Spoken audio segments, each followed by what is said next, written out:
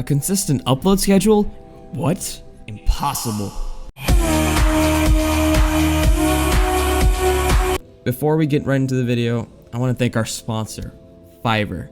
Now, I'm not actually sponsored by Fiverr, but I do run a couple of gigs on there. So if you do want to support the channel, or you want your own thumbnails made by me, or you want your own voice acting done by me, please go check it out. Link will be in the description below.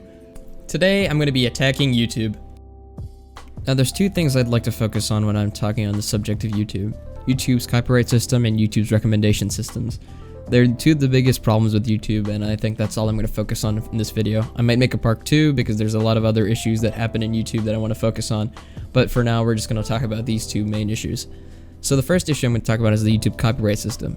Now, it's been a lot in the news lately. A lot of YouTubers have made statements about how it's broken and how YouTube needs to fix it. I just wanted to give a bit of a background and explain how the copyright system works in terms of what goes on behind the scenes and what YouTube does in terms of algorithms and bots and how they manage copyright restrictions. YouTube does copyright in two different ways. People can claim a YouTube video both manually and through automated detection. So YouTube has an automated detection system that goes through each video that you post, and it combs through it and makes sure that you haven't used any copyrighted material. Similarly, if somebody hasn't submitted their content to the YouTube copyright system, they can also go through your video, and if they deem it necessary, they can claim your content. However, even though this bot is extremely efficient and can comb through your content very easily, this means that people can claim your content just based off of one piece of content that is in there, regardless of how you've repurposed the works or how you've modified them. This also means that even through manual detection, that means that people can take advantage of the system and just steal content from you. They can say, oh, this is something that I've made, even though you've probably made it. And it takes a couple of days where your revenue is just being stolen, and they can just claim it. And YouTube has to manually go in and be like, oh, well, this wasn't it.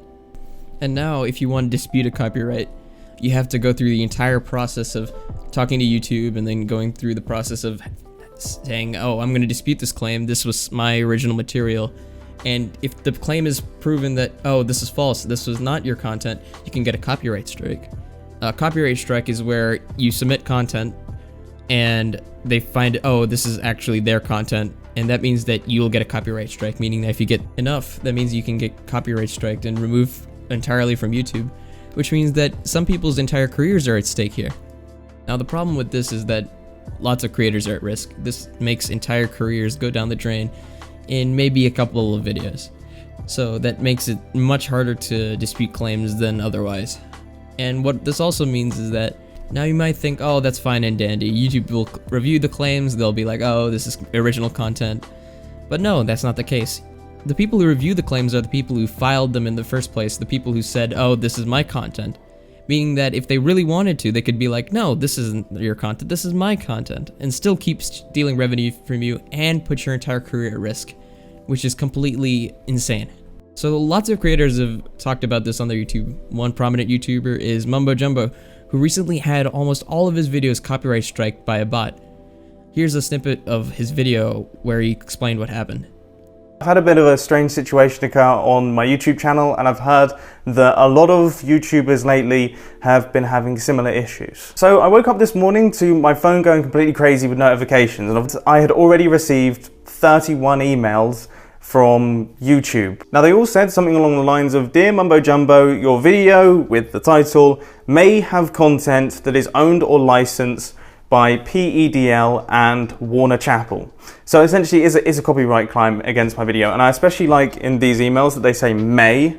I mean, that definitely is the operative word here, because that totally isn't the case. But clearly they were pretty certain that it was, and the emails kept coming in. So it started off as 30, and then every 10 seconds or so, a new one would come in, and it's continued all throughout the morning, and I'm sure it will continue throughout the day. So far, they have copyright claimed just over 400 of my total catalogue of videos, and currently we are sharing the revenue on them for absolutely no reason other than they have just said, hey, I'm claiming this video, and that's it. And then they get a percentage of the revenue made from those videos.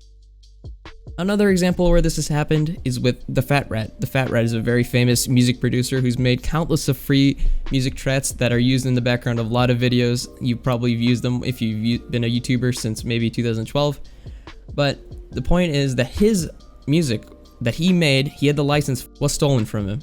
And he couldn't do anything about it. He contacted YouTube, he contacted all his support, and he had his song taken from him for a good portion of time. And all the revenue that went into that video during that certain portion of time was lost to him because he apparently was not his song. And that just goes to show how broken the copyright system is. Here's a clip of him explaining what happened. The reason I'm making this video is that someone stole my song The Calling on YouTube.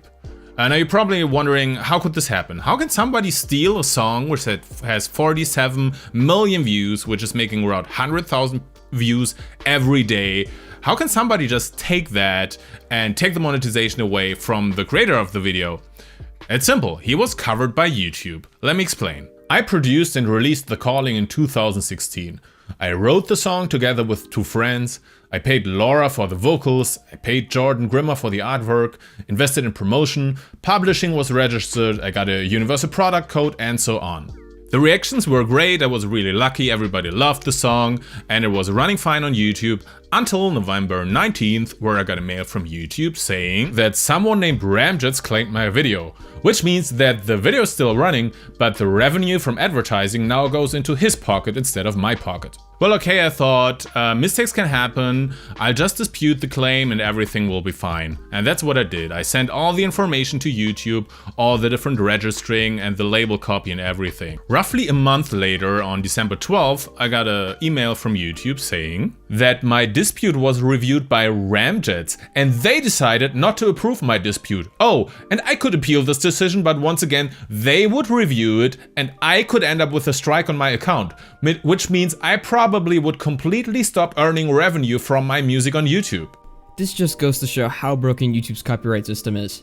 It goes to show that YouTube cares more about the large corporations rather than the small creators on its platform. The second thing I want to talk about is YouTube's recommendation system. YouTube is widely known to use an algorithm to recommend its videos, and a lot of creators have made content saying, oh, this is how you make the YouTube algorithm find your videos, or this is how you get views and stuff like that. And some of those tips are true. There's a lot of things that definitely will help you get more views and that'll help you. Here's some well-known facts about the YouTube algorithm. First of all, if you want to get a lot of views, you want to upload more than 10 minutes of content. The more content you have, the more watch time you'll have, and the more YouTube will want to promote your content. This means that 10-minute mark is the perfect spot for YouTubers to create content, and that will let the YouTube algorithm find them more. Meaning that if you make content that's less than 10 minutes, it's significantly harder to get your content out there than people who make longer content. This means that people are encouraged to put filler in their videos instead of actually making good content. The second factor is upload schedule. The more you upload and the more consistently, the more the YouTube algorithm likes you. That means if you upload once a week or even once a day, that means that the YouTube algorithm will like you more rather than you uploading once or twice a month inconsistently. This means that creators who don't have the resources to hire editors or post often enough to make this a full-time career have a harder time getting the spotlight than people who have the resources to hire full-time editors and make content consistently. Now, one way to fix this is to make crappy content.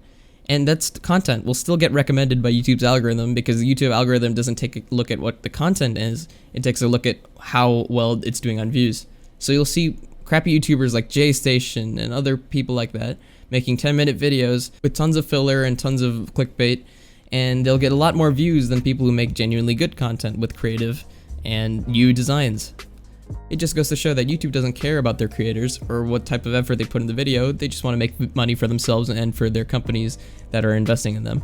You'll see all these ads and all these corporate sponsors on YouTube now instead of these small creators, which what's made the platform what it was.